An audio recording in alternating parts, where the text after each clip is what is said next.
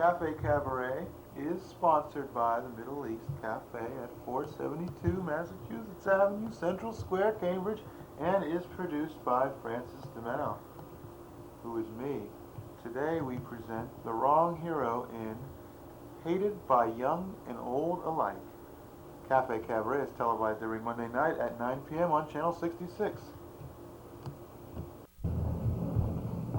Too decadent. You always celebrate decadent king of age.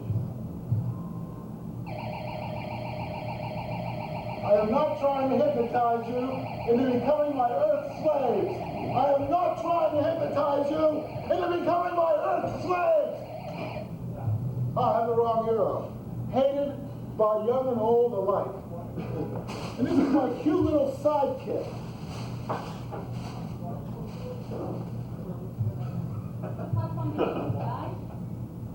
Punxsutawney, fucking stupid goddamn beaver. Stupid ass raggedy Amish wearing Pennsylvania dimwit dipshit beaver. I wish you could do it. Makes a good football. Ooh. Hey, it's Pele. Kick the beaver. Come on. Let's all do the incomprehensible stomping the beaver polka. He is young, he is tall and handsome, he wears a smile upon his face. Hey! I'm trying to appeal to a younger audience. Goo! I refuse to abase myself to get a cheap laugh. Why you don't put closer? But I'll put my fist in my mouth for a nickel. I'm telling you, if I catch the bum that spits like a nickel, I'll kick his ass! This is my big comeback tour. My nickel. Where's that nickel? Where's that nickel? I need it to pay the tolls.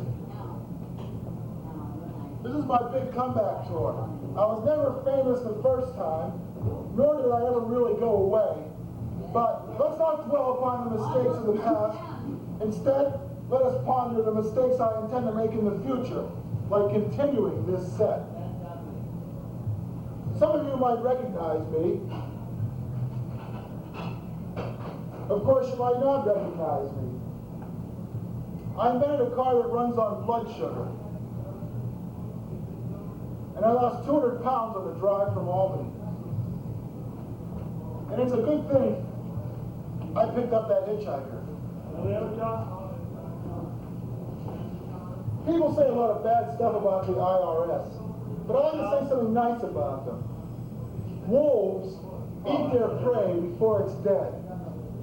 The IRS waits until April 15th, okay? So you gotta give them that. And what would you do if you didn't have that comfortable 3.5-month bear, it's like the Nestle's Quick Kid trying to get to the top of the mountain. $50 a week. I got it. $988. I can pay my taxes.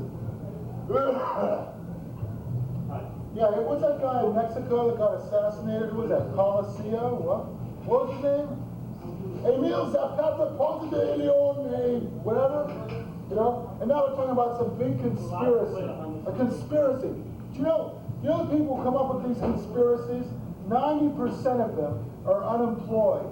That's their job, to come up with conspiracy theories, you know? They can't get a job, but they can tell you who killed Kennedy right down to the second, you know? Jennifer Hoover was implicated, along with Lyndon Johnson, and Oliver Stone documented it, of course, in his 3-hour and 46-minute masterpiece.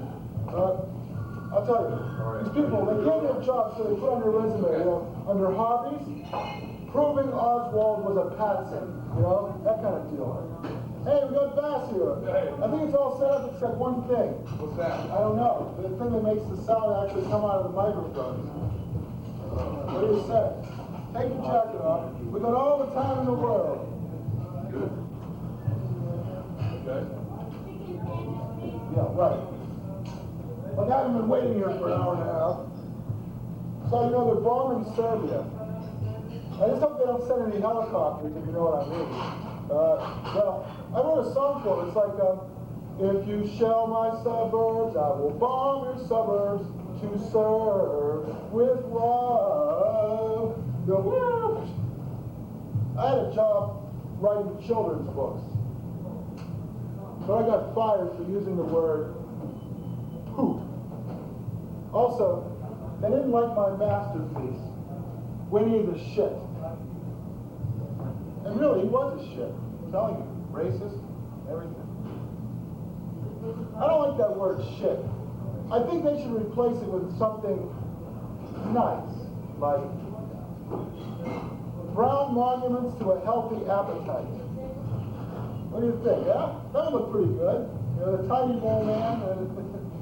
When you've got brown monuments to a healthy appetite cake in your bowl, 3,000 flushes, you know? Like 2001 flushes. Dun, dun, dun, dun, dun. You ever flush the toilet and then you wipe something off from the counter, and just as it's swirling down the bowl, you throw it in there. It makes it just in time to catch the last swirl. Doesn't that give you a real feeling of satisfaction? Like, boy, I'm glad I got up this morning. Yeah, what a victory. Yeah, it's like, you know, the Olympics, the black gun. Yeah, you know, national anthem. Make it a sport, you know? I don't know, his hand's been cut off. Now the object is to wait till the very last possible second and then hurl it in there. And floaters, you know? Floaters. Isn't it embarrassing? You go to like Jacob Astor's house off in the Newport, there's floaters. You flush it. But you know, they're rich and they're stingy. They got a brick in the bowl and it won't go down the second time. They think you're a junkie. You're in the bathroom 15 minutes trying to get your little friend down there. Turns out it's built into the bowl. They do it just to test your composure, you know? Like, oh, what a faux pas. You know, Blandwell, you're fired. You left a floater in my bowl. You know, what's going to happen? You know?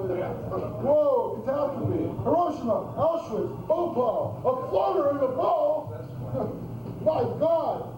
So, I don't know. I went to my high school reunion. And as you might guess, I went to see where I carved my initials years and years ago. But the gym coach was wearing a toupee. So, I couldn't do it, man. Just couldn't do it. I had one of those stomach viruses. That's like a euphemism for, like an idiot, I left the hamburger out on the counter all afternoon and then cooked it and ate it.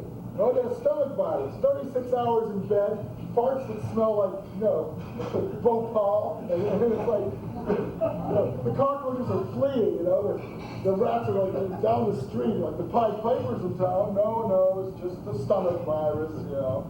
It's like, my girlfriend, you know, she said, boy, I went to the bedroom. It smelled like fart man in here, you know. It's like, well, thanks for that delicate little commentary on my grave illness. What? Oh, thanks. Thanks, pal. No? Whoa. All right. A tribute to our sophisticated sound technology. Flintstones. Meet the Flintstones. Stone Age, you know. Like, whoa. Well, keep doing it. Great. So I'm going to stand out like a putz with a dead microphone until you manage to get it working, huh? That's great. All right, Will Rogers. I'm an old cowhand from the Rio Grande, you know. Never met a man I didn't like.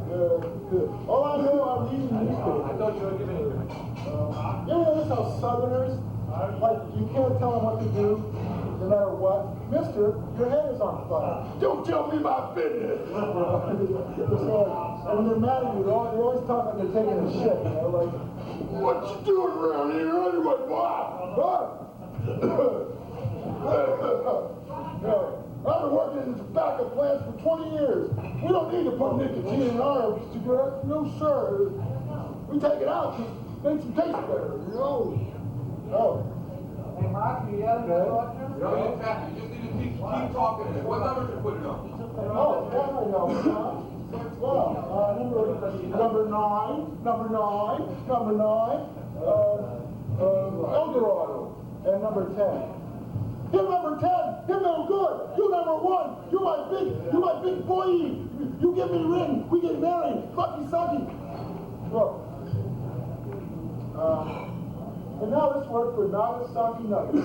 harvested in the strontium-rich districts of Japan. Nagasaki nuggets are the only breakfast cereal that glows in the dark. Dun, dun, dun, dun, dun. And with every single purchase, you get your very own big boy ball. Be the first on the block, the Soviet block, that is, that no atomic device. Nagasaki nuggets. Okay, I could go on in this nauseating vein for another 10 hours or so, but I don't think I will. Hey, it's Jeffrey and John. It's the Jeff and John show. Two young blondes stranded in the big city. Hey, I like the duck's ass. Too bad you had it cut off, huh? What's that you use on your hair? I thought Vitalis went out with George Wallace, you know? Segregation now, segregation forever. What? What? Huh? What would you think? It's Crisco. Oh, it's Crisco. Great. Well, okay, you can be a fry cook after you're done, okay? Just rub it on your head. That's right. You can polish a lamp or something. You know? Isn't there something vaguely masturbatory about polishing a lamp? The genie comes out, you know? I was like, hey, your wish is my command. Well, I've already come 3 times. I don't have any more wishes, you know? So, I'm kind of tired. Give me a pizza. That's what I want. So, okay, it's nice to... So it wasn't my fault that I couldn't set the sound system up. Is that right? Hey, Francis, it's better without a light, seriously. Yeah, but he wants me to test it. All right. I know it's better without a mic. I'll tell you. My girlfriend is an existentialist. So I gave her a disengagement ring. Okay? It works that way. I have something very insightful to share with you. Not that. Inside of every thin woman, there's a fat man struggling to get out. Me. Okay? You know, all my friends are bragging about how, oh, their kids are so cute. Why, he's as smart as a whip and he's only 6 months old, you know? How do you know? You know, what is he, solving integral calculus in his crib? You know, his little abacus? Hey, he just cured the cancer, you know? It's like, yeah, he mixed one quart apple juice and two dabs of string cheese, and smeared it on him. Wow, skin cancer, all gone. The kid's a genius. But they're always bragging about how great their kids are, how smart, how beautiful, or failing that, you know, how cute they are. A baby? Cute? What if they were like really repulsive? Who'd take care of them, right? Of course they're cute. That's the way they're built. That's the way we're built. You know, you're only as smart as the width of your mother's hips. Unless you had a cesarean. I mean, your brain is only as big as that little opening that your head goes through when you're born, you know? So, how smart can a baby be? Well, he's got a big head. Does that mean he's supposed to have water on him? Anyway, they're always bragging about their kids. What do I have to brag about? I left a nice ejaculate in my handkerchief last night. And it smelled like a petunia. Here, want a whiff? I kept it just for you. You know? It's like, there's nothing wrong with masturbation. Masturbation is the poor man's Nintendo. It is. Think about it. Now, I invented a Bible for children. It's called the Bib. The Old Testament's 1 word. No! The New Testament's 2 words. No, it's 1 word. Because! And the Apocrypha and the Gospel of St. Thomas are written on a face cloth. I just threw that in. I invented a religion for dogs. It's called Heel. In the Old Testament's 1 word. Sit! In the New Testament's 2 words. Good dog. And the Apocrypha is stay.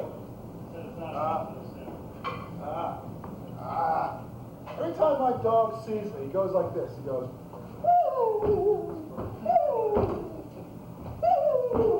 that's because he knows I'm fixing to put a bouillon cube in the toilet bowl. Just for him. Cream of doggy soup. Is that a floater? No, it's a bouillon cube. No. Good. Wow. Hey, what is it, my birthday? How do you know when it's the dog's birthday? Does the dog know? No, I don't think so. What do you give him? Frosting made out of dog food or what? I don't know. I'm off on a tangent. You know, you can learn a lot from your dog. I think my dog is my best friend. Yeah, all my best friends kill chickens. All of my best friends vomit kibbles and bits onto the linoleum. All of my best friends beg for treats with their genitalia exposed. Every day, you know? When I die, like I'm doing now, when I die, I think I'm going to let my dog bury me. Because, you know, he does it anyway. Why pay the funeral home? You know, because, you know, I want him to bury me because I wouldn't want him to think I deserted him. That way he smells my body, he knows I'm gone. You know, he can go to sleep, he can eat, he can drink.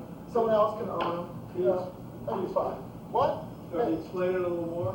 Well, I could, but it's a setup, you see, my uneducated friend. You have no culture. The only fucking culture you have is in your frozen yogurt. And that's been dead for several years. All right? No heckling today. You, sir, are a black hole, and you suck the light of stars into your insatiable maw. All right? It's like the comic. I'm telling a joke. The heckler. You know? So, yeah, that's how it works, you know? It's like, hey, how come he gets all the vinegar sponges? I'm being crucified up here, too. I'm not on stage now, but, you know. Anyway, here's a new joke. A new joke you've never heard. And you'll never hear it again either, because you're barred from all future performances. A new joke. When I die, I think I'm going to want to be cremated and have my ashes put in a car ashtray and discreetly dumped in a corner of a parking lot. I think that's a lot more mellow than having my smoldering remains hurled out of a car window at 85 miles an hour. Don't you? Maybe. Now, cars. Here's something that gets me. You know, they got this Saturn car. It's like, well, how much thought went into the naming of this car? It's like, what they sit around, what should we call our new car? Oh, let's call it Mars. No, the Cold War's over. Let's call it Venus. No, we want a manly image. I know. We'll call it Saturn. The figure in Greek mythology who devours his own children. We'll call it Saturn. Great name for a car. Here's the key, son. Gee, thanks, Dad. You know, it's like, well, good thing I got that Gerber's insurance on. 10,000 smackers. Buy a new Saturn with that. You know, start the process all over again. 16 more years. I'll be harvesting kids, yeah. So, now we're getting to the point where we actually have to get up on the stage and fiddle with the equipment some more. Hey, is it working? Wow, that's great. Well, now I can save my voice for tonight's important performance. Yes. Well, I'm going to be a little more mellow now that I don't have to shout. You know, I think that I'm against teenage drug users. I think they should grow up and take their medicine, just like the rest of us. Tell you another thing, too. You got to watch out for people on drugs. People on drugs notice everything. Nice wart. It glitters. Your voice is purple. Marshmallow! You know, so you just gotta watch out. And, you know what I'd like to do? Give me one dry microphone and one wet microphone. This is the wet one, okay? Right. I like to pretend to be a soldier so I can smoke in hospitals. It's the only way, man. You got that oak leaf on there, no one's gonna fuck with you, you know? Hell, you can smoke crack in the operating room, they're not gonna say anything. Otherwise, forget it. Smoking outside? Oh, well, you're setting a fine example. You know, it's like, all these sick people, and you're smoking. How dare you? So, the blues. I'd like to talk a little bit about the blues. Yeah, the blues. The blues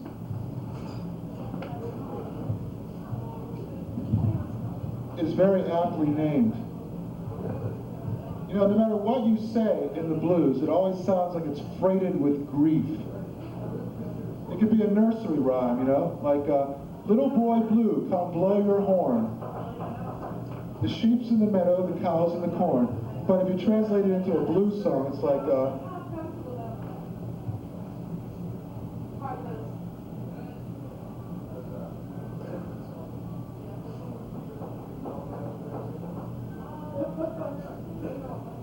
Very good.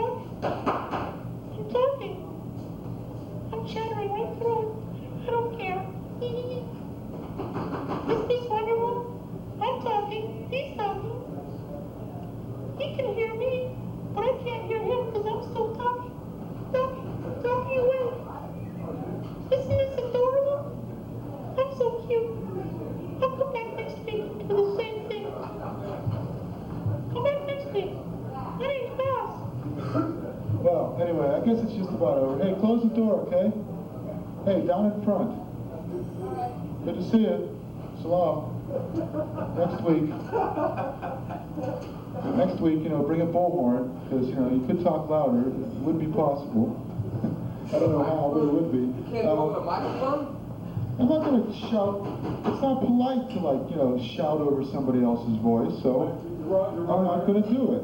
Ron Hero's already helping polite. Damn straight I am. Anyway, I'm talking about the blues here.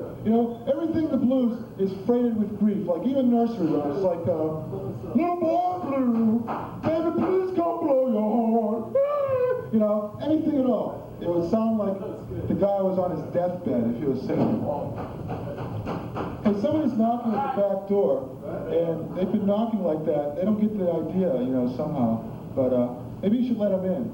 I don't know. Okay, still pounding. Hey, what if Ed Asner had asthma? Would it be Ed Asthma? Just a thought. Well, okay, now you guys are talking. That's cool. That's swell. Reading the paper, talking. That's wonderful. What is this? Fucking kindergarten here? Do something kinetic. Kinetic. Well, I'm not from Connecticut, so I can't. All right. If I were, I'd be a kinetic it. I'm almost done, believe it or not. So, Chubby Checker, you know how Chubby Checker got his name? The wife of the record company executive saw Fats Domino, and she said, oh, wouldn't that be nice if we called him something like 3 seconds of thought? Chubby Checker. Well, if she had been a little more educated, she might have called him something like obese chess, or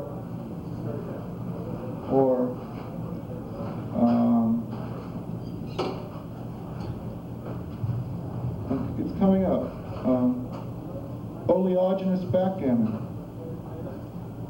or arteriosclerotic bingo.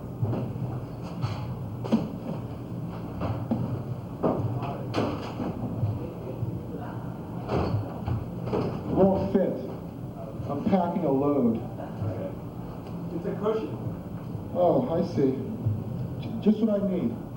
Well, I'm going to open up an Italian restaurant, and it's going to be called, Hey, you want to fucking eat or what? And I'm going to open up an Irish restaurant. It'll be something like, Sure, it's me, Lucky Charms, you're after. Something like that. Something degrading. Well, just about done now. But I'd like to say that this episode of Wrong Hero has been brought to you by the penis. Strong enough for a man, but made for a woman. But men like it too. And by anti-ivory soap. It's big, it's black, it's just a big pile of dung, basically. But it's so good for your skin. And by Disney World. What does Mickey Mouse really stand for? MIC, Military Industrial Complex. KEY, Keynesian Economic Yoke. No. MOUSC, more of the United States engulfment. All right, now here's my big showstopper. By the way, you guys have been great. You've been more fun than a barrel of monkeys. And you know how fun a barrel of monkeys can be. But I think there's something even more fun than that. One monkey in a barrel giving you that special little smile, batting his simian eyelashes at you. Hey, big boy, you number 10, me number 1. You go out with me, you give me a ring, you buy me chocolate. So this is my big showstopper. It's the Star Spangled Banner brought up to date. Now, Francis Scott Key was a one-hit wonder. Ever think of that? He's got one song, it's been on the top of the charts for 250 years or so. It's like, whoa. So why don't we just bring it up to date with utilizing various musical genres? Do we have any suggestions? One of you will be obliged to supply at least one genre. Disco, okay. Stop. Dangle. Banner. Stand. Boogie. Oogie. See, that was a perfunctory throwaway one. Any others? Rockabilly. Rockabilly? I'll tell you what if I do Roger Miller style country and western? No, rockabilly. Forget it. You stink. You're limited. No, it's just, you know, there never seems to be enough time. Hey, bite my beaver. I'm drunk, I'm fired, I'm broke. The air is full of cannon smoke. My neck is red, my skin is white. And I've been blue all night. I'm red and white and blue, feeling ragged through and through. I'm red and white and blue, just like the flag. Might as well run through the gamut. The blues version of the Star-Spangled Banner. I was born from bad luck in a little shotgun shack. And trouble's all I know. I got up at the break of dawn, flag tatted and torn. God, I hate to hear that rooster crow. Folk music. Hey, look at that flag. It's flapping in the morning. It's flapping in the evening. Hey, look at that flag. You know, or jazz. The Star-Spangled Banner. Well, it was going to town. The nasty old British were trying to shoot it down, shoot it down. They shot away, hey, all day, all night. It was a fright, and they were very impolite. What do you know? Hey Joe, hey Joe, hey Joe. I had to stop and stare because the flag was still there. Dun dun dun dun dun dun dun. Oh, okay. That flag. What are you gonna do? What are you gonna do when they shoot at you? You know. Spike Jones. Oh, say, can you see? Oh, there, matey, by the dawn's early light. Whoa, what's the problem? They hail. What is why life lasts gleaming? Let's give it right in the British's face. You know, dun dun dun dun. Show tune. Hey, it sure is bright out. Gosh, that flag is grand. Glad it's not still night out. Let's strike up the band. Rock and roll. I was out drinking till sunrise. My pants got a hole in the knees. Looking out my hotel window, flag was flying in the breeze. See, thrash. I hate to be a drag, but look at that flag. I hate to brag. That used to be our flag. Rap. I was walking through the hood, and the noise was a sight. I was looking at the flag. It was red and blue and white. Industrial music. Star, star, star, star. Spangled, spangled, spangled, spangled. Banner, banner, banner, banner. Grunge. Spangled banner. Made of cheesecloth on the flagpole. That's my rock song. And of course, Frank Sinatra. Oh, say.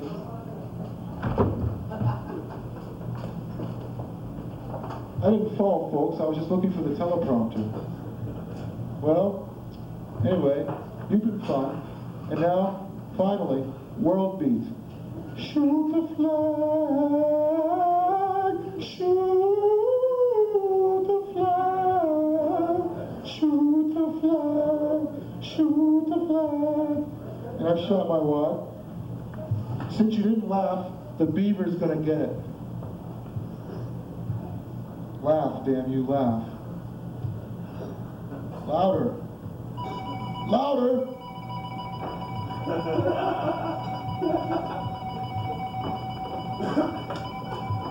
Now all I need is Butthead. Hi, I'm the wrong hero. Bye. More with the beaver. 99 cents. More with the beaver. I'm saving that beaver with other people. Yes. All right. Look at this guy.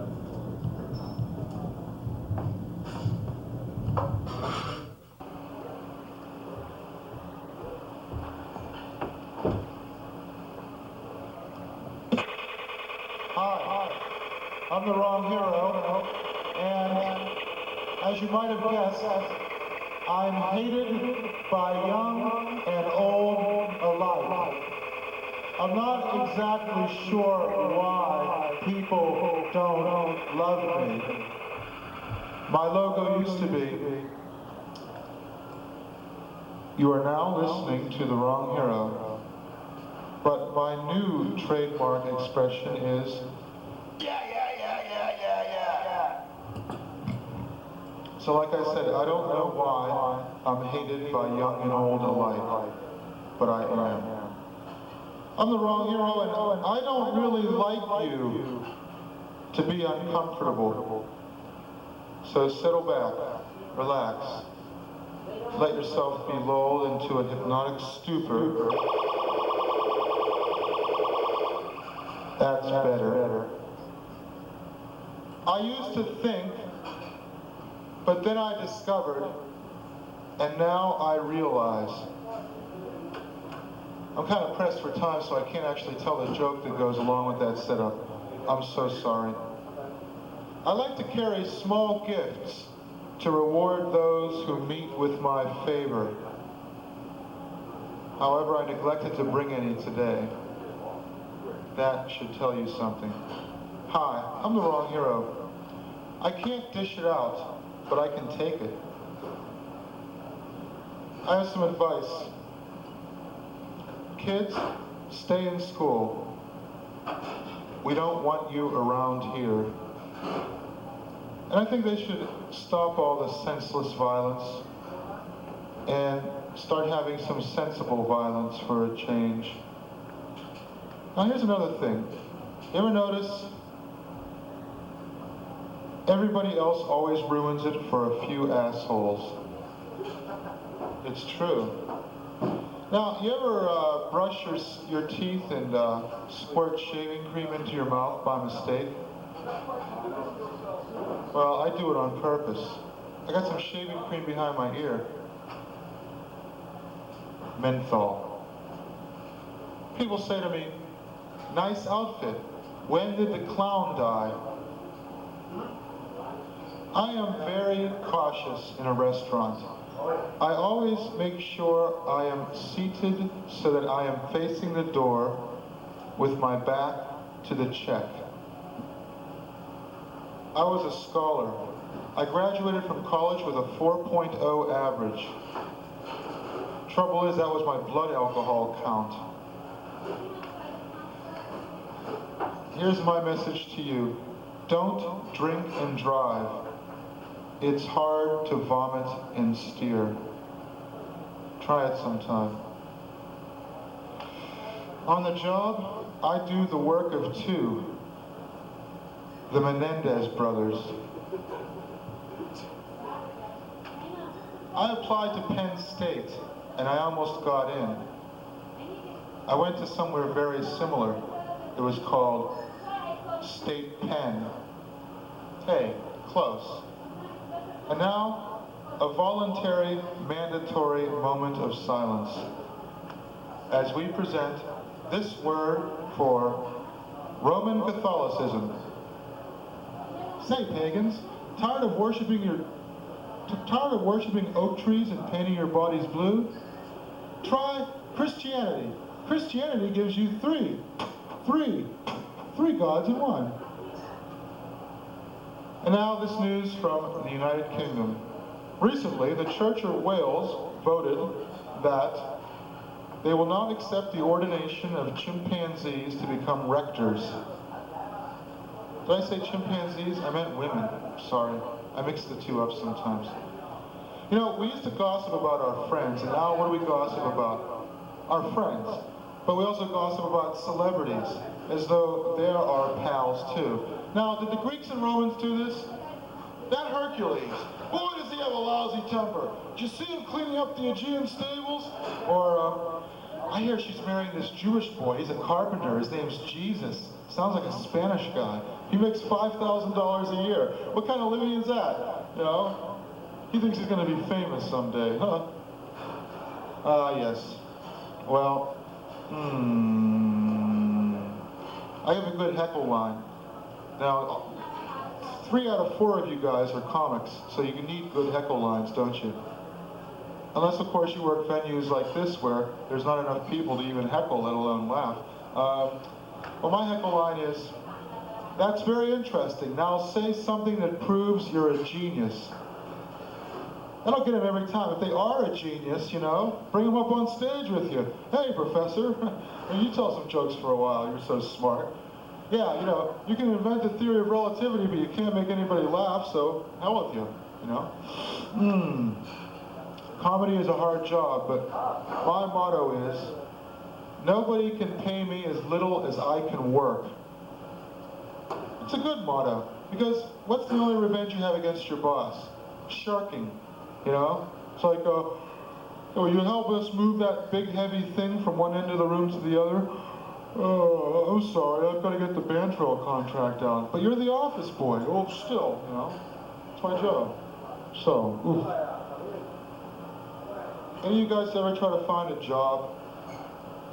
Yeah, what does a comedian put on his resume, huh? To try to be funny? That little typo on my resume is actually deliberate in an attempt to introduce some humor into this dull, business-like contract. You know, it's like, this is my resume. It's mine. Do you hear me? Mine. Yo, this is my resume. This is my resume. I don't care what you say. Hey, you know, it's like, get your filthy hands off my fucking resume. Shit for brains. What do you think you are? Touching my resume. This is a list of my accomplishments. Don't think for 1 minute that the fact that I've given it to you gives you carte blanche, if you have French, to just like crumble into a little ball and play basketball with it. You know, or the cover letter. This is my cover letter. It's mine. Do you hear? Mine. Sort of it's covered with vomit. It's my cover letter. See? Mine. Yeah. See? You know what? The owner of the club just took my water away. And now what am I going to do? And Bill, he took my water. How do you like that? Oh well. It's alright. You know what I like to do when I'm on the job? I like to carry a clipboard. You can get away with anything, man. Just carry a clipboard. Hitler carrying a clipboard. Oh, he's got a clipboard. That's okay. Stalin, you know. Oh, you know, ship the peasants off to Siberia. Oh, he's carrying a clipboard. It must be okay, you know. It's cool. You know. Hitler, Stalin, JFK, Marilyn Monroe, Nikita Khrushchev, Martin Luther King, all had one thing in common. They carried the magic clipboard. The clipboard of destiny. Destiny. And for $20, the clipboard of destiny can be yours. No, wait, I'm keeping it. It's mine. It's the clipboard of destiny. Here's another thing. Some on-the-job advice. Do things out in the open, because you can get away with anything as long as you're not sneaky about it. Walk out with 15 loaves of pita bread, they won't say a word as long as you don't try to stuff them under your coat, you know? It's true. It works. I know. And when you're on the job, you know, you got these little dances that you do to fill the 8 hours between the time you get in and the time you're allowed to leave. Like the clandestine visits to the bathroom shuffle. And the vending machine tango.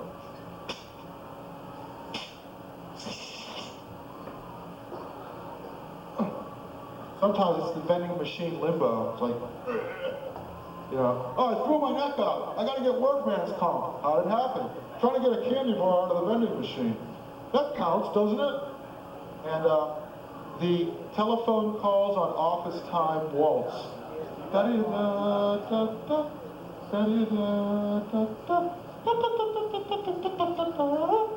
And of course, my favorite, the illegal Xerox copies on office equipment twist.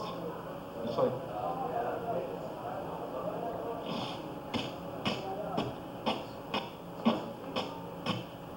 oh, hi, boss. I'm copying some important documents. What's this? Yard sale? Well, you better have a yard sale. You're fired. You know, that kind of deal. And you know, there's two types of bosses. There's the boss who's the bully. You know, like the kind you see in the comic strips and the movies from the 1940s and the Lucy show. It's like, oh, Mrs. Carmichael! You know, and this guy, he has apoplexy every time he does his job. You know, well, look, he's like the doctor at the operating room, you know, like, forceps. These aren't forceps. Oh, this guy. Whoa, whoa. Stitches, sutures, clips. So doctors have to be cool. And you have the boss who's the coach. You know, it's like, all right, man, we're gonna swindle 15 widows today. Let's move it, come on.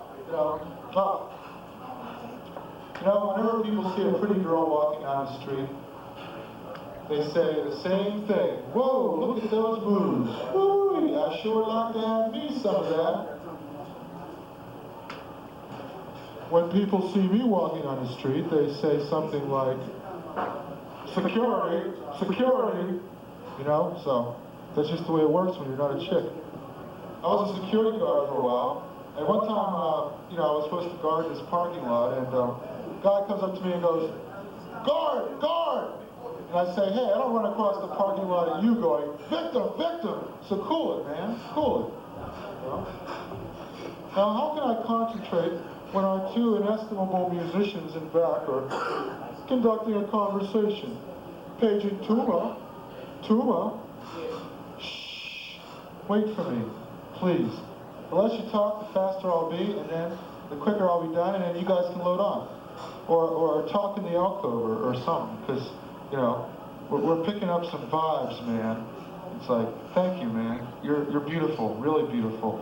I love you, I love your family, I love your friends, and no, I like her.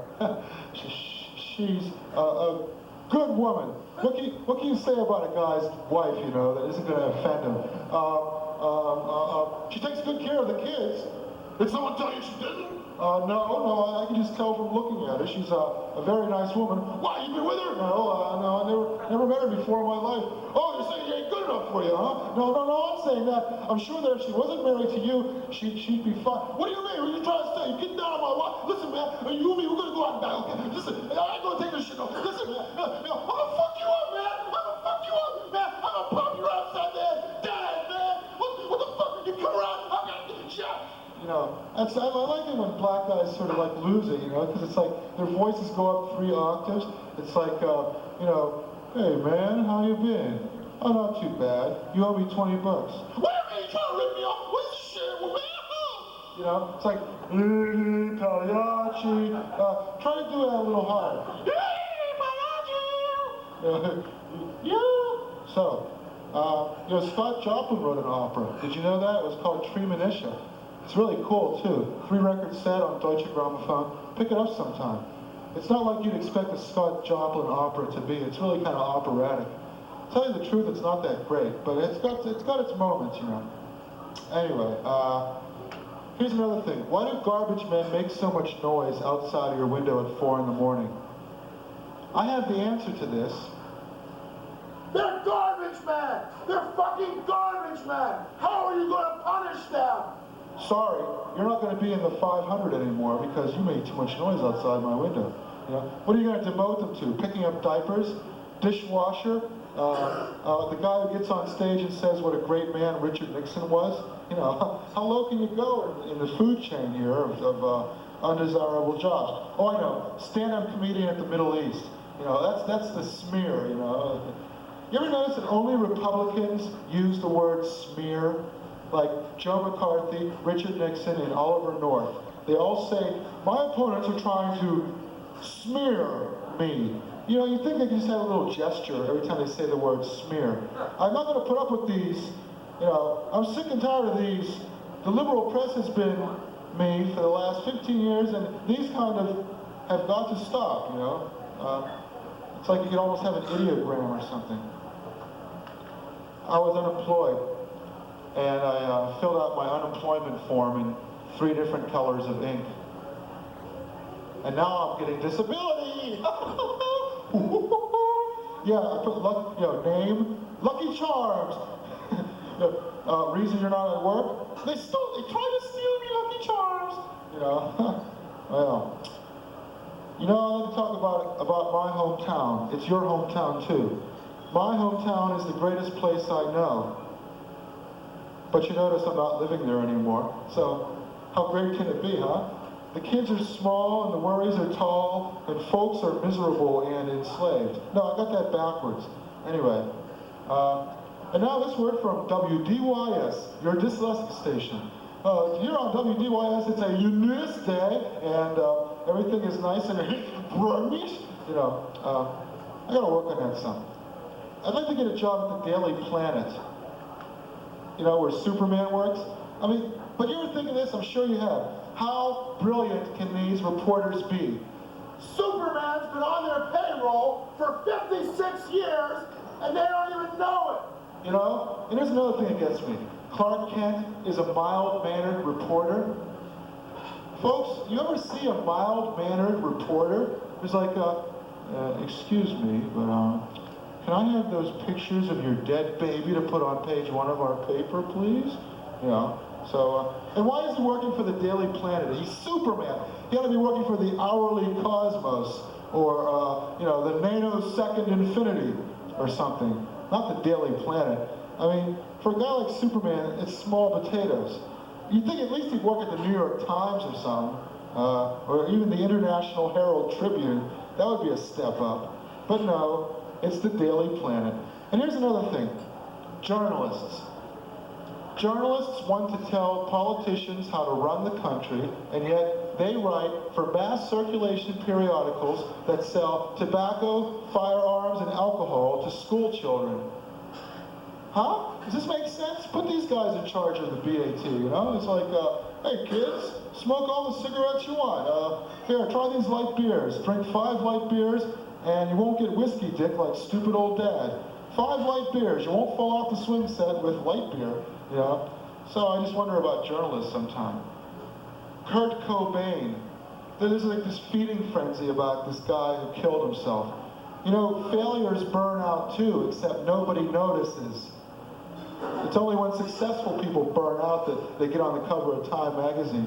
And it's always the same picture too. They don't show the baby picture, no. It's like the last picture of him before his death. It's like his ghost, you know. It's like, as he would have liked to have been remembered if he had thought that he was going to do something as stupid as take his own life. You know, Kurt Cobain was basically Neil Young with more lethal drugs, okay? So I don't want to hear another word about Kurt Cobain. And now, updating the Beach Boys.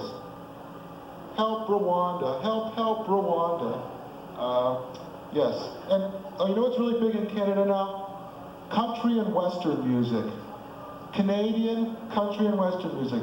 What do they sing about? Herding polar bears? You know, I'm an old cowhand, there, rope that there bear, whoa, look out! Well, that's one less cowpoke, one fat bear. Ann Landers. Does she have an evil twin called Ann Slander? It's like, my neighbor makes loud noises late at night. What can I do? Tell the police he's been peddling dope to school children. You know, and slander. And they don't make white. Whoa. Our comedian keeps knocking the microphones over. What do we do? Give him some crack, it'll calm him down. Whoa! No, it's slowing down my pace. You ever read any Richard Wright novels? Novels by Richard Wright? He's actually one of my favorite authors, but you know, every second page, you can bet you're going to find the expression, no! You know, no! Don't hit me! I'll kill you if you hit me! You know? Anyway, I just thought I'd throw that in because James Baldwin just died, and so did Ralph Ellison.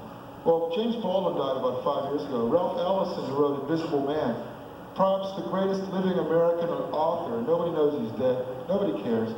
Anyway, they don't manufacture White Cloud toilet tissue anymore, which is really too bad because, you know, I always thought it was a great premise. White Cloud is softer than the leading brand. The leading brand, of course, is Sticks, Rocks, and Dirt, you know? And they could have had this cute little Indian mascot, White Cloud. Hi, me, Big Chief White Cloud. White Cloud, him softer than sticks, rocks, dirt, owl pellets, raccoon pelts. Ah, too fast. I know. But I got a lot to say and so little time which to do. Hi kids, eat Fig Newtons. A sweetback cookie stuffed with seedy crud. All the kids are doing it. Eat Fig Newtons. Fig Newtons. come to Einstein Acres. If you lived here, you'd already be home, relatively speaking, at Einstein Acres. It's the erudite material now. The great Chinese philosopher Sun Tzu once said that audiences can be divided into 5 different types: accessible, indecisive, constricted, precipitous, or distant. He neglected to mention the 6th type: non-existent. Actually, Sun Tzu didn't say that. I said it, but I figured if I said Sun Tzu said it, you'd pay more attention, because he's been dead for 3,000 years. Whatever a dead guy says is more worth taking notice of than what living people say. Remember this, and whenever you come up with some sort of really incredibly witty quote, say that somebody else said it, because then they'll listen. I was the first man in my family to menstruate, but I would never dream of using my mother's tampon. At least not while she was using it. I don't think they should, yeah, it is gross. I don't think they should outlaw guns. I think they should have guns, but they should only have flintlock rifles, because that's what the Constitution had in mind when they talked about a well-regulated militia. Guns in our society, it's sort of like earrings for women. They're basically male accessories. Women carry a purse, guys carry a gun. This is my weapon. It is an appendage of myself. It forms a part of who I am. I think the batteries are dying. Battery-powered guns. There we go. Nice 20th century thing here. You ever notice that people who don't want to raise the minimum wage are usually people who are earning the maximum wage? I make $7.5 million a year. What? Hey, Burger King employees $6 an hour? I'll go broke. You don't understand. Clinton's been involved in a lot of scandals. Even Clinton's cat is involved in a scandal. The hate water scandal. That's not funny, but it's apropos. Well, I guess I'm gonna save some stuff for next week and use my remaining few minutes to beat the shit out of this stupid Pennsylvania Dutch hat wearing stupid. What is this fucking thing? A beat? Die! Stupid. I hate these stupid. What is this shit? Destroy.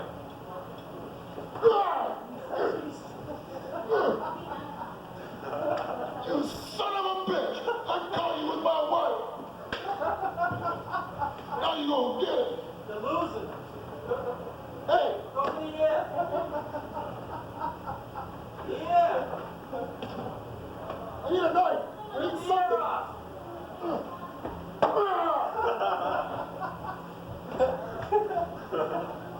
Dun, dun, dun, dun, dun. Dun, dun, dun, dun, dun. You want a knife? Dun, yeah, a knife! Dun, dun, dun, dun.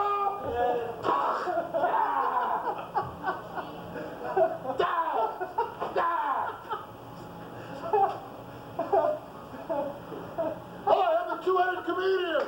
I'm gonna...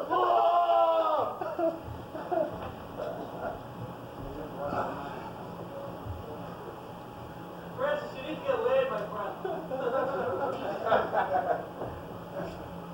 And now, the first ball of the season, boom! All right.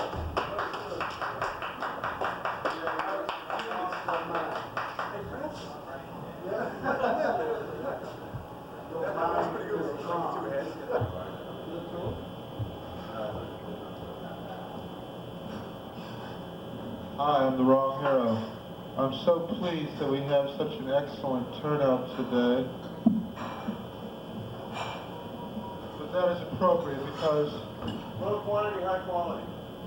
I'm the wrong hero and I'm hated by young and old alike. Now, about 9 years ago, I was performing at the prestigious Stitches Comedy Club, and a young lady named Lauren Dombrowski introduced me. Who knows what she's doing now? Probably giving sewing lessons to Taiwanese immigrants in Manhattan. But she came on and introduced me in this sort of perky, chatty, female comic style of introduction. Oh, and now we have such a wonderful guest for our next room. And so I made fun of her. And after the show, of course, she felt obliged to attack me verbally because I had made gentle fun of her perky little introduction. I believe I said something like, What'd you say about it? oh, I said, what if, I love the way comedians introduce you. What if everybody acted like this? We have an extra good sermon today. God's going to be here. Or the recruiting sergeant. We have a really great war for you today. A really great war. Come on, everybody. It's a really great war. Or Sam Irvin. Oh, we got some really fine impeachment proceedings today. We're going to impeach us a president. Look at him. Ain't he pretty? I'm the wrong hero, and you know, people who tell the truth are never very popular. So let's kill them. All three of them. There's nothing. Which three? Well, let's see. Mandy Moe and Shemp, of course. No, I'm sorry, Curly. Shemp never told the Pep truth. Boys? That's You would right. harm the Pep Boys? No. You know, Larry and Moe were idiots. Curly, however, was Christ. So remember that. They were the unholy trinity. Our Depression-era bards. What passes for high culture in the United States? The adventures of the Three Stooges, who started their career as the Southern Gentlemen, sans Curly, and with Shemp, way back in 1929. So the cruelty of their humor is basically a Southern form of humor, which reflects back to frontier days when people used to think it was a barrel of laughs to bite somebody's ear off or slice the end of their nose off with a Bowie knife. Will you look at that? You know, he really is a red-nosed reindeer. So, well, not quite exactly. That's displacement upwards. With Jewish humor, they would slice off something a little lower. So, what's this? Who's that creeping? Oh, it's just Mike. All right. An emissary of Bad will. Mandy, Moe, and what? Curly. No, the Pep Boys. Oh, no, you know, I got it mixed up. It's actually Moe, Larry, and Curly. That's the Three Stooges. Right, there we go. What about the Pep Boys? Well, they had an auto supply store in Seekonk, Massachusetts. Earlier you threatened to harm the Pep Boys. No, I didn't threaten to harm them. I think you did. I think it's a profound misunderstanding, my friend. But we'll send the United Nations in and see if we can resolve this conflict. So, I'm the wrong hero, and there is nothing calculated about my message. Now watch this. This is an extra long pause for effect. Or so I would have you believe. Nothing calculated about my message. Now here's my question to you. Why don't you dance? When you do not dance, you begin to anger me. So dance. Dance!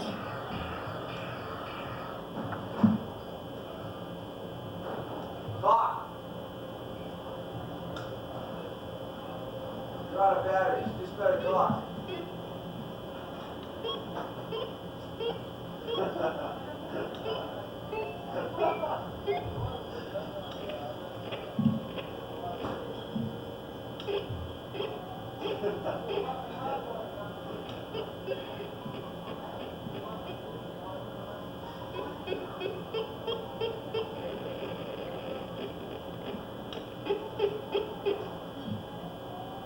Now I am helpless.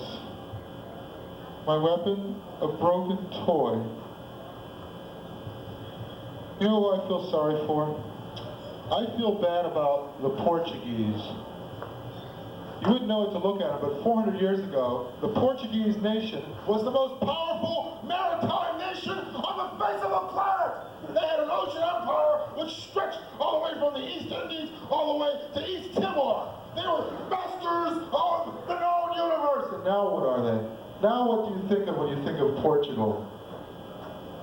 I speak of Manuel Villar and his missing finger. And who do you think of? Fish. What do you think of? Fish and that Brazilian girl I slept with in Rio. Yes? People ask me for money when you get off the boat in Portugal. Oh, okay. Well, you know what most people think of? And I actually did a survey with one person. They think of cheap red wine, which gives you the world's worst hangover. Port wine. That's what you think of when you think of Portugal. Port wine and stale, cheap, sweet bread called bolos levidos. Well, what are they going to say about America in 500 years? What are they going to say when they think of the United States? Invented the telephone? Popularized the automobile? Maybe sent a man to the moon? No, they're not going to remember any of that shit. Here's what they're going to remember. Birthplace of the wrong arrow. No. Something far worse.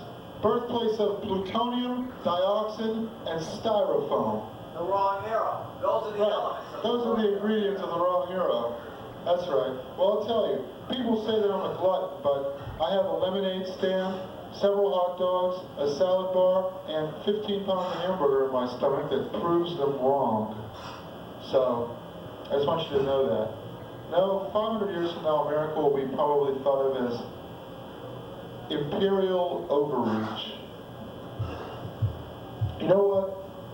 I think they should outlaw tobacco, alcohol, and handguns. And comedy. That too. Or bad comedians. Or even good comedians. Be outlawed. Bad comedians are no threat to anybody. But you're not a comedian. You're a philosopher. That's true, and I was going to get into that. You know, comedians are the only philosophers who actually get paid, although a good deal of the time they don't get paid, actually. But isn't that funny? The longer you go on and the more you bore people, the more you think you're entitled to get paid for doing it. Whereas if you get up there and do 5 really great minutes at some stupid, squalid open mic somewhere off in the South Shore, they don't pay you squat. You're out the gas money to get there. You have to buy 2 drinks just to keep the bartender happy. You got to slip the MC a $5 bill just to get up there before like 3 a.m. in the morning. You know, when you're at your peak, your hottest, your very best, your most original, and you know, you're most dynamic and funny, and you're young, and you can jump around on stage, and you really entertain the people, you don't get paid. But when you're 80 years old, and you're drooling and senile, and your cue sheets are a mile high because you're half blind, then they pay you $1 million. Then, you know, somehow I think they should strike a happy medium. Bob Hope should go to open mic nights and slip the guys $100, you know. Hey, young fella, I like you know, but no, it's not the way it works out. So, what can I say? Anyway, I think they should outlaw alcohol, tobacco, and firearms, not because I'm against any of these things, but to piss off Southerners. What would they do without alcohol, tobacco, and firearms, you know? They'd be like riding on a bicycle going, yeehaw, let's knock some mailboxes over with this pixie stick, you know? I mean, yeah, where would they be? Westerners, you know, all those drugstore cowboys out there with their hand-rolled cigarettes and their booses that lace up to their knees, you know? They smell like fucking automobile exhaust grease and cow dung. What would they do without alcohol, tobacco, and firearms? Ahoo! Let's go get a frappe down at the local drugstore and watch the automobiles go over the tire thing in the gas station. Ding, ding, ding. You know, so that would really kind of put a damper on about 1/3 of the entire nation's fun. So, anyway, you hear about how when you're in prison, What? when you're in prison, you get to like do a lot of weightlifting and read a lot of books. Yeah, In other words, you get strong and you get educated at our expense. Well, I'm against this, you know. I think instead of like rewarding these people for committing crimes, we ought to suck the strength and knowledge out of their bodies. There is no knowledge. That's right. We should suck the criminal knowledge out of their bodies anyway. You know, it's like, oh, I forgot how to burglarize a house. I forgot how to rob a bank. If that ain't criminal knowledge, you wouldn't be in prison. Oh, I don't know about that. They have plenty of knowledge, they just don't have any practical, common sense about not getting caught. Oh, now if they had put aside $10 a week and hired themselves a good lawyer at the end of the year, they wouldn't be in prison. They'd get out on a writ of habeas corpus or something. My client wasn't informed of his rights at the time of the arrest. Well, your client was like picking off people from the tower of the tallest building in town. And, we didn't have time to warn him of his rights, so what can we do, man, Yeah, I think our court system should be like a fast food restaurant. Try and fry. Justice is served. Over 1,000 satisfied customers. There's 975,000 people in prison, but there's still even more crime. Do you know why? We catch all the slow and stupid criminals, and all the young, fresh ones get off the bench and go out and commit crimes, So if we just let the old ones on the street, they can compete with the young ones and they bump each other up. But no, that's not the way we do it. We pick off the old ones, and we let the fresh ones go out there. And they have a lot of enthusiasm. They bring a lot of, they bring a lot of joie de vivre to the thing. They're not very experienced, but that experience will come in time. When a criminal makes a mistake, it's a doozy.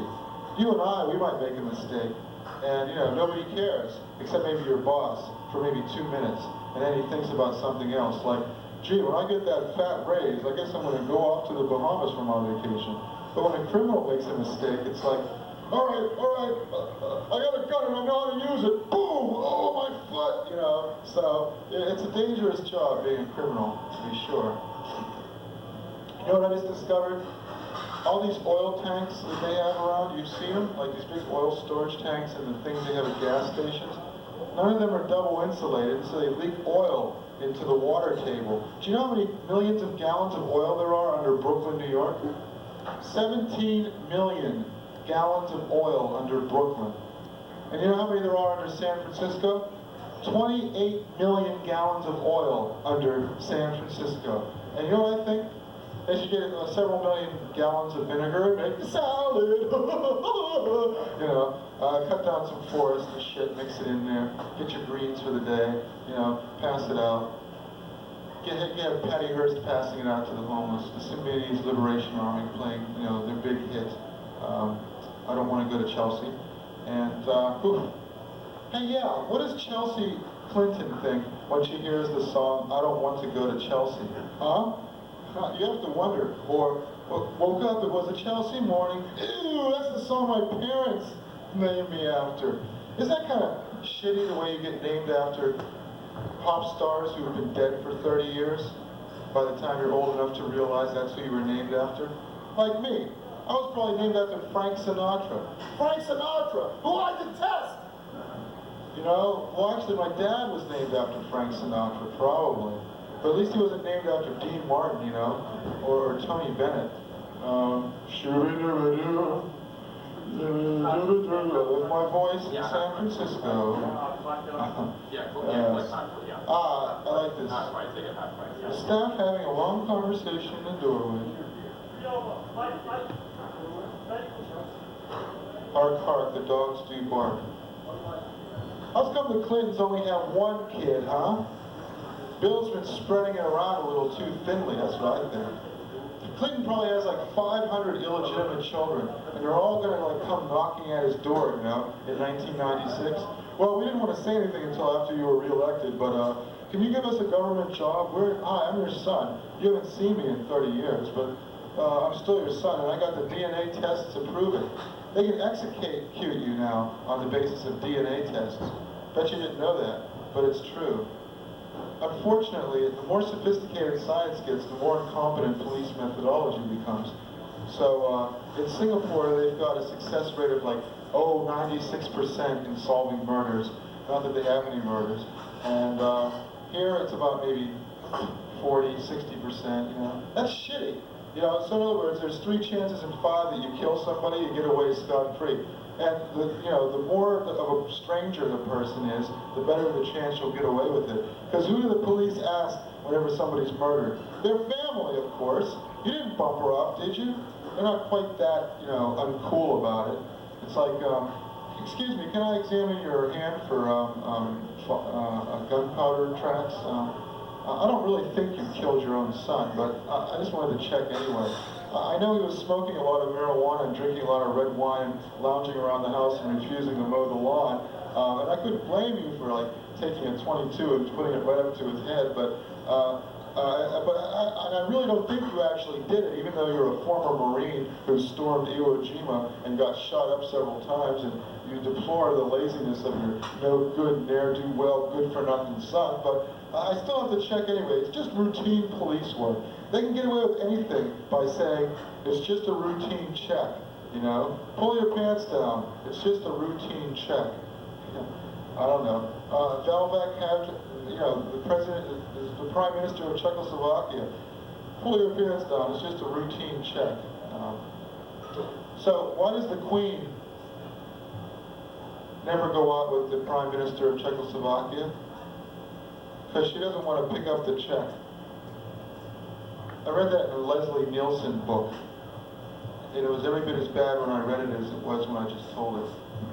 Not only that, it wasn't even original with him, you know. I mean, it's an old joke. You can't tell old jokes. You got to tell your own material. That's what I hate. Young comedians and old would-be, never-were comedians who get up and do verbatim, pauses and all, somebody else's set. You know, like the old 50-year-old stockbroker who thinks he'd like to take a shot at comedy and gets up and does 5 minutes of Rodney Dangerfield. Who the fuck needs this? I got records and videotapes.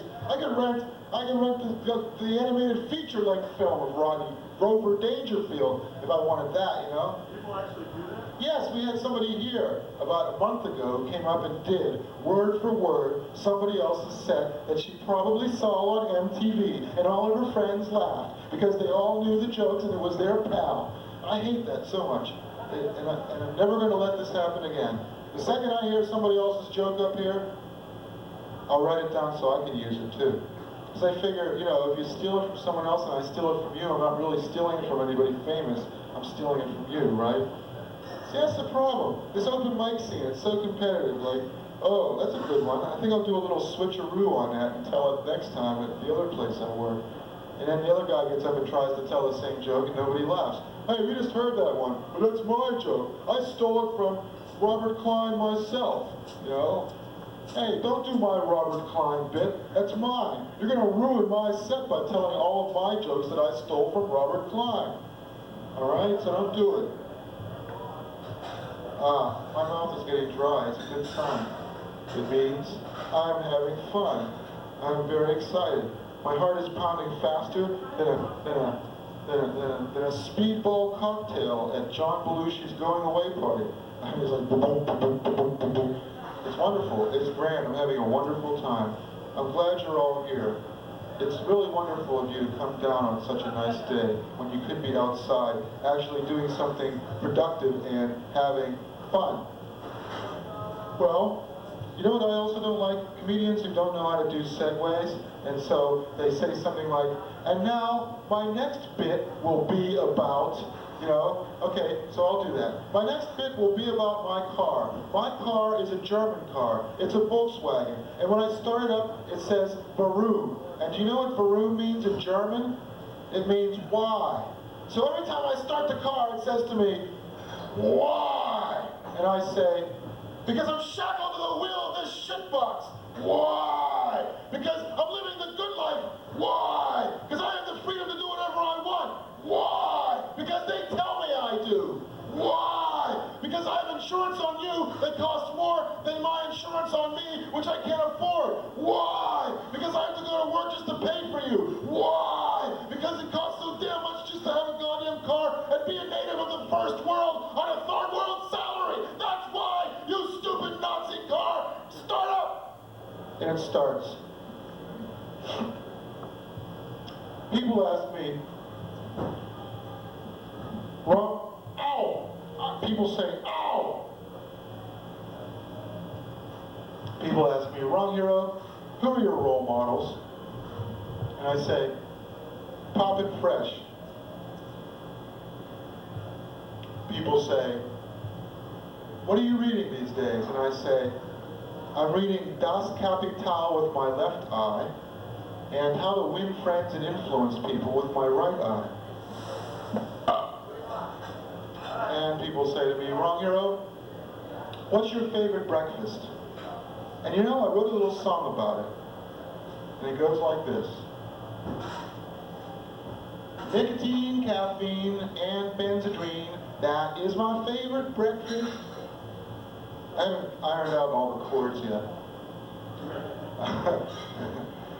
And people say to me, Wrong Hero, what is your greatest extravagance? And I say, living in a city with a per capita income of $30,000 a year on a $9,000 a year salary.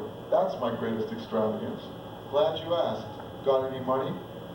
And people say to me, Wrong Hero, what is your greatest fear? And I say, running out of microwave popcorn.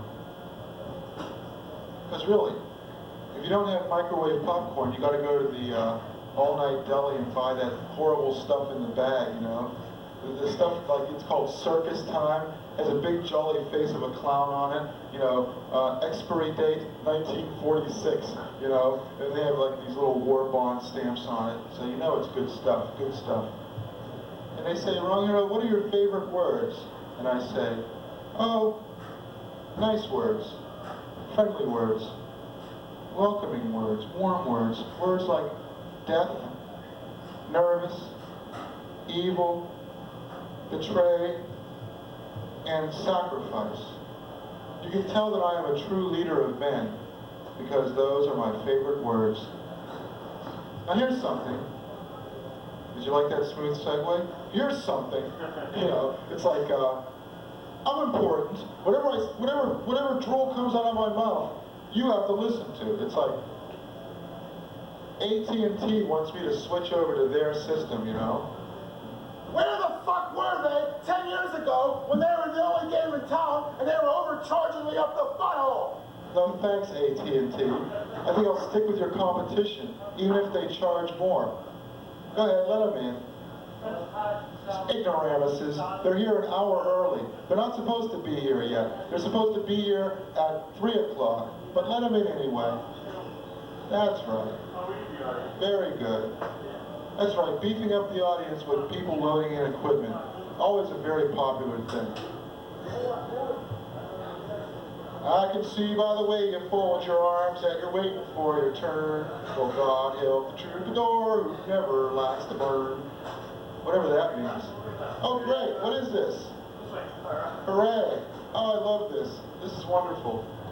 Hey, how you doing? How you doing, man? Hey, you only have 8 earrings in your ear. I thought you were supposed to have 10. What's going on here?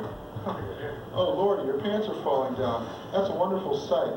Well, that must be the dark side of the moon. Wait, what's going to be next? Wish you were here? Well, I wish you were gone, and thankfully I got my wish. Yeah, now if only we could, like, close that door back there, it would be perfect, you know? It's like, duh, we're so stupid, we leave the door open after we walk in. With the air conditioner on. Maybe somebody should get up and shut that door now. I know that's not your job, but nonetheless. Yeah, just shut it, Steve, that's all right, while you're up. Oh, close it on them, damn it, they're not supposed to load in from that door. Do I have to do everything myself? What's going on here? What is this? Well, I notice we have some fine young ladies in the audience now. Of course, they won't be here for long once they hear this. You know, there's a lot of differences between men and women. I almost said men and females, you know. It's like, it's not fair that women should have to have the same name as men except with a woe at the beginning of it. That's why they love that guy on television. You know, the guy that says, whoa. You know why? Because it's actually short for woman. Whoa, man. You know, so, anyway, I finally figured it out. It's a blinding flash. And that's why they like to ride horses, because they get to say, whoa. You know, so, I heard there's what's that? The pounding, pulsating rhythms of the horse's flanks induce a great sense of excitement in big, strong, brawny E-Man, so why not women? See, the Marlboro Man, I mean, he's a real flake, you know. riding around on their horses all day long. I mean, why doesn't he get a girlfriend, you know? That's what I need to know. That breath of his, though, God, you know, would wilt cabbage. Yeah, you can shut the door behind you when you're done. That's it, shut the door. Yeah, if you don't mind. It's okay to shut the door. Shut the door, shut the... hey guys. Oh fellers. You know, you're not really supposed to load out through that door over there because there's a show in progress. No, I don't do that stuff no more. You know why? I'll tell you why. Because it puts big holes in your brain. Oh, I know it's really good. Okay, that's what Hitler said about Zyklon B, okay, pal? Hey, try some of this shit, man. Oh, wow, I love it. It's so good. It's so good. Yeah, right. Yeah, right. Okay, prove it. Hey, say something that proves you're a genius. No, didn't work. I guess not. It's like, hey man, don't rib on me. I got the look, I got the attitude. Okay, so I'm 30 years out of date. So what? So I'm a walking anachronism. So what? You know? Don't fuck with me. Consafos. Good, shut that door. God, I'm sick of this. Anyway, you know what the difference between men's refrigerators and women's refrigerators is? A woman's refrigerator is pink and full of powder puffs and petunias and all sorts of little perfumes. And a man's refrigerator is full of nuclear waste, caged gorillas, a monkey's paw with a jewel clutched in. You know? So, you know you're in a man's apartment when you see a man's refrigerator. And now I'm going to do a request. It's called Filthy Midget Mart. Nobody requested it. I just thought I'd do it anyway. Where are you going? I've heard Filthy Midget Mart like 5 times. Alright, then sit down. I won't do Filthy Midget Mart. I'll do something else. You've heard it 5 times, and you've heard it every single time I've ever done it except once. How do you like that? Okay, no Filthy Midget Mart. That'll have to be next week, if ever. I'm sick of it too, you know that? I mean, hey, alright, and I'll tell some jokes you haven't heard before, like, you know what I like to do sometime? I like to be on Wheel of Fortune, and when the guy goes, big money, big money, big money, I like to wheel out a gigantic stone coin from the island of Yap, you know? Here's your big money, now shut up, you know? Or when people say to me, did you see that show on television last night? I like to say to them, I only watch shows written by American Indians. This is the gentle Steve Iskovitz type of humor. I heard that joke before too. Yeah, I know, but it was 2.5 years ago. I'm allowed to turn over every once in a while, okay? Okay, so I'll skip the Manic Kingdom and Disney's America too, because you've probably heard that. Hey, isn't it funny how teenagers define their independence through adult commodities? And adults define their independence through teenage commodities, like 18-year-old girls? Yeah? Isn't it funny how that works? There's a lot of paradoxes. You might even call it the logic stomp. So here's my rendition of the logic stomp. What is this stupid bear? A Pennsylvania Dutch teddy bear. Well, first of all, I can't get it off. Wa-da-da-da-da-da-da-da. Woo, woo! Have a look at that.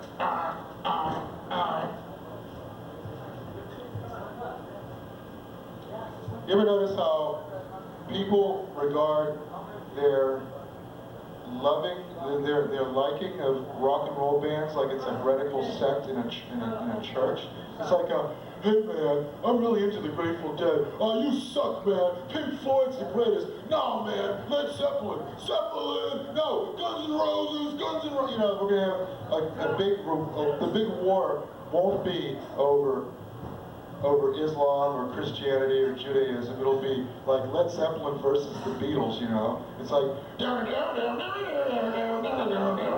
golden slumbers fill your up.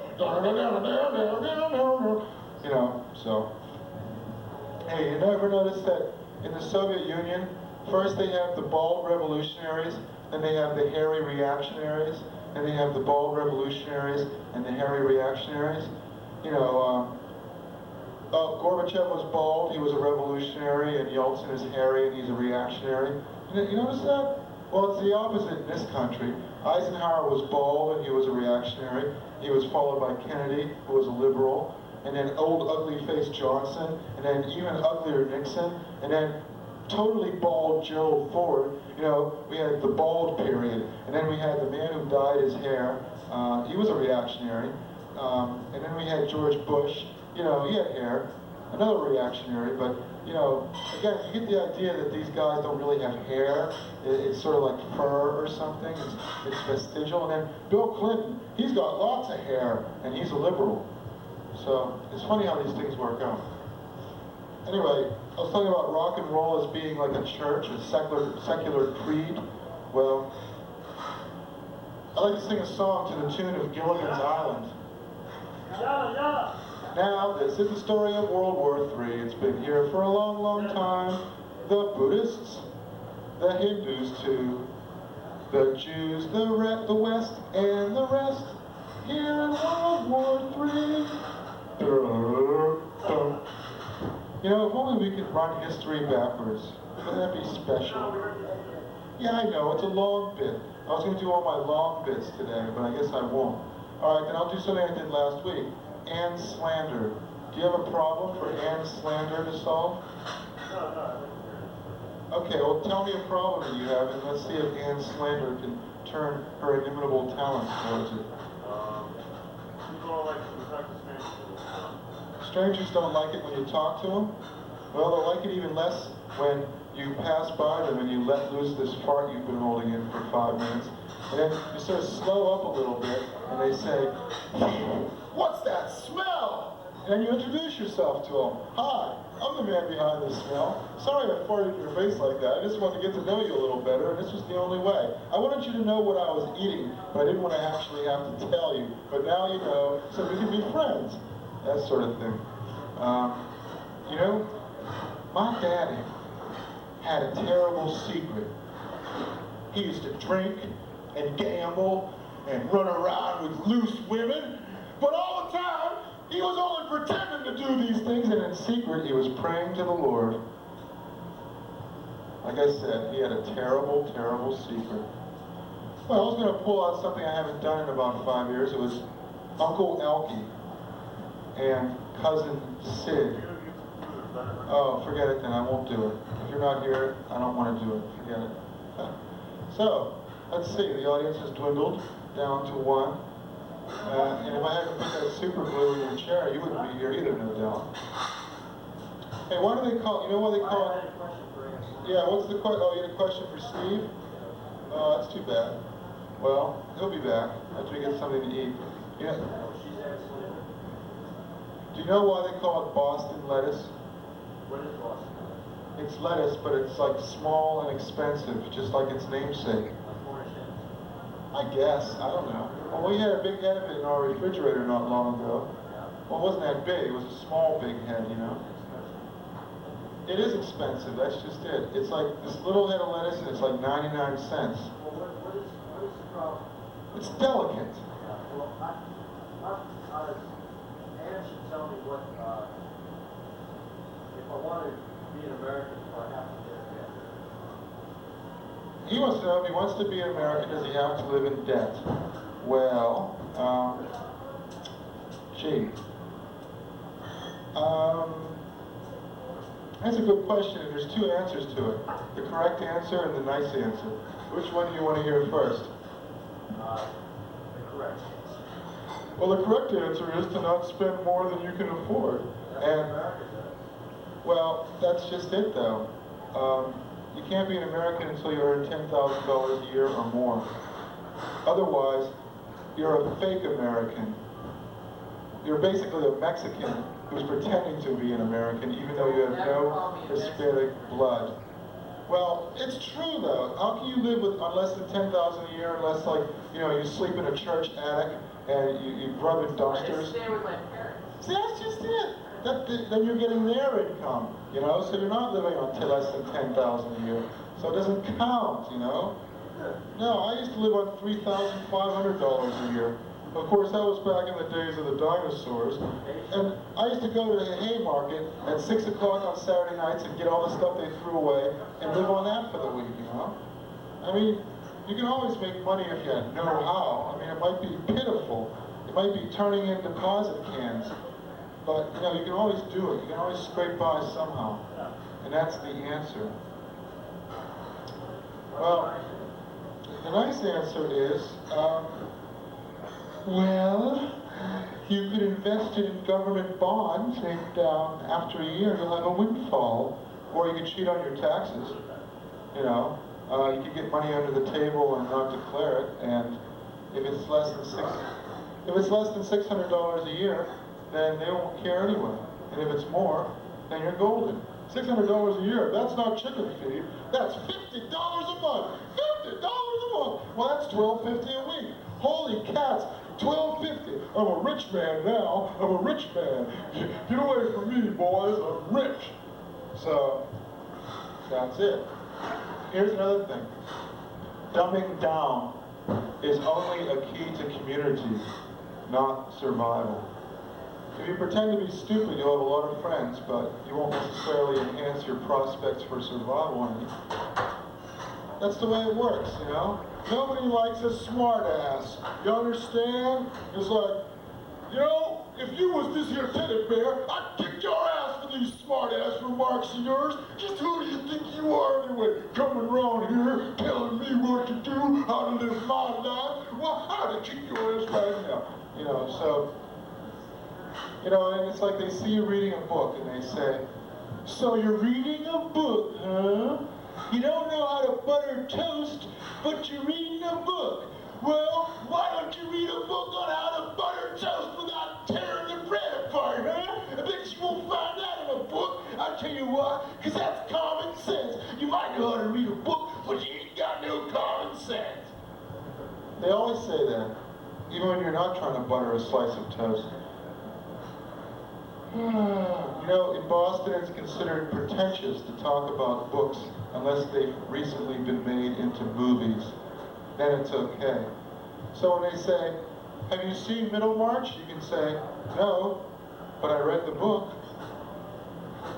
And they'll think you're pretentious. But if they say, have you read Middlemarch? No, but I've seen the movie. Then it's okay, you know. Because reading a book implies that you have lots and lots of spare time. And that you don't like people very much at all. You'd rather curl up with a good book. You know, in this country, things are run on reverse snobbery. It's not the guy who can say he has a yacht and a Mercedes who really impresses the common people. It's the guy who can say, we lived in a tenement when we grew up. We used to live on potatoes. And the other guy comes up and says, we lived in a granite quarry when we grew up. We lived on quartz. Well, we lived in a wishing well in a miniature golf course when we were growing up. We lived on pennies. So, just keep that in mind. You know, I dreamed I was in Virginia, and when I woke up, I was illiterate. I know, home of presidents and all that, you know, William and Mary. Oh, there you go, okay. I'll make that West Virginia. West Virginia, a contrast in black and white. Black lung disease, whitewater rafting. Yes, sir, West Virginia. Come to beautiful West Virginia, where the hillbillies will plug you full of holes if you look at them wrong. Except they can't afford bullets. They have to cast their own, you know? That's what they mean when they say a cast of thousands. With what? Nails. Well, I mean, you know, they fill your nail gun full of bullets, you know. Black talon. You know, every time you try to staple something to the wall, you blow a hole in it. I'm having so much fun. Too much fun for one man to have. You know, I used to be a workaholic, and I'd go on binges. But now, I'm completely cured. How do you like that, huh? Well, I'm almost done. How do you like that?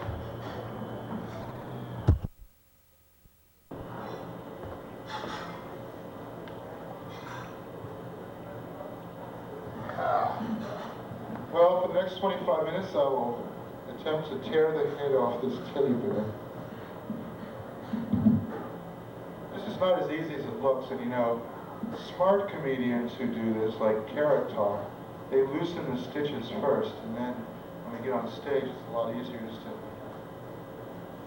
wrench it. The Exorcist, you know. Yeah, but before we do that, hi. I'm a stupid Pennsylvania Dutch bear. I don't believe in digging in dumpsters. I like to dig out of wooden garbage cans because I don't believe in the modern world. These aren't buttons on my eyes. These are clasps. I don't have a zipper. It's what's this? This cute little nose. I've got a terrible cold. Ooh. You ever hear that joke about Pinocchio and Raggedy Ann? Pinocchio and Raggedy Ann were making love. Well, actually, no, they were having sex. They were having oral, well, you know. Anyway, and Raggedy Ann says to Pinocchio, "Tell the truth, tell a lie. Tell the truth, tell a lie." Whoa, this is dangerous. You know, a kid could choke on this. Of course, if he's strong enough to wrench it off this miserable bear's poonum, then he's probably about 15 years old. I could choke on this, but you're 15. I still drive in the car seat, you know. Hey, that's great. That would be wonderful to have, if Baby Huey drives in a car, does he have to sit in the baby seat, you know? Or is he the motor? Anyway, tear this bear's head off. Is this gonna work? Whoa. Hey!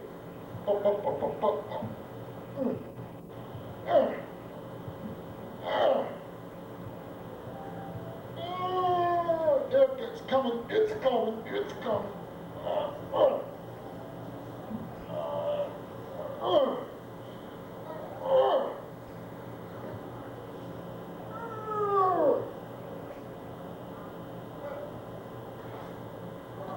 You can tell this wasn't made in Korea. Shut up. I wish my Hyundai were as durable as this. You lean up against the passenger side, there's a big dent in the door, you know? Try that with a Ford pickup. Lean against the passenger side, there's a big dent in your ass. Well, the Hyundai, it's the opposite.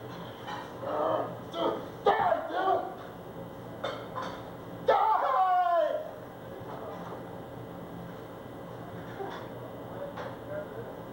Woo! Hi, I'm Masai. Oh, it's coming.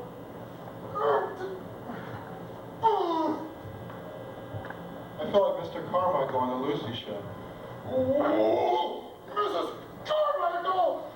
You screwed up the last time! Wow, Ricky, he tore my head off!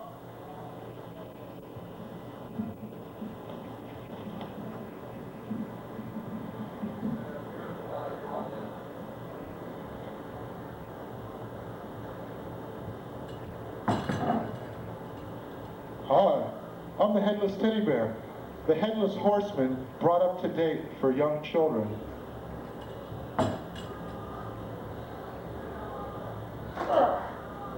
Woo! Whoa, there it is. Whoa, there it is.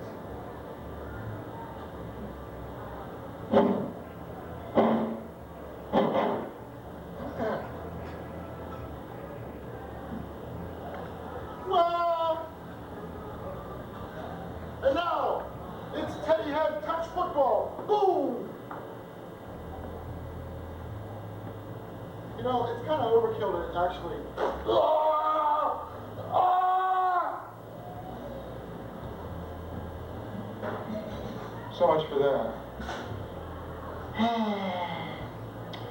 I went for a job interview. Yeah? Yeah? So you want to do your set? Is that what you're saying? All right. Very well. I'll wrap this up. Oops, sorry, I didn't mean to do that. I swear. oh man, it's so unprofessional to do that, man. Don't you realize that? I mean, really. Anyway, I went on this job interview, and they asked me what my biggest weakness was, and I said, drugs. Got any? And they asked me if I had any supervisory experience, and I said, extensive supervisory experience. And they said, precisely what does that entail? And I said, I once paid my brother 25 cents to rake some leaves, and they wanted to know what my ex-employer's biggest weak spots were. And I said, neck and kneecaps. And they asked me if I was ever arrested. And I said, yes, by my great talent.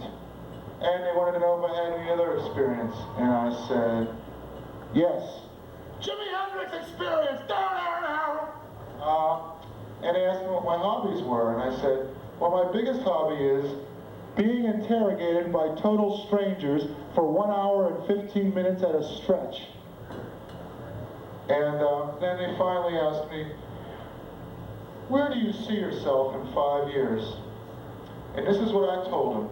I said, I see myself in a stretch limo with a foxy whore on either arm, drinking Courvoisier out of a goddamn Dixie cup with my fist full of fuck you money, and you standing on a corner drinking Thunderbird wine out of a plastic shopping bag with snot on your coat, and I throw you $1 and say, here you go, buddy, don't spend it all in one place.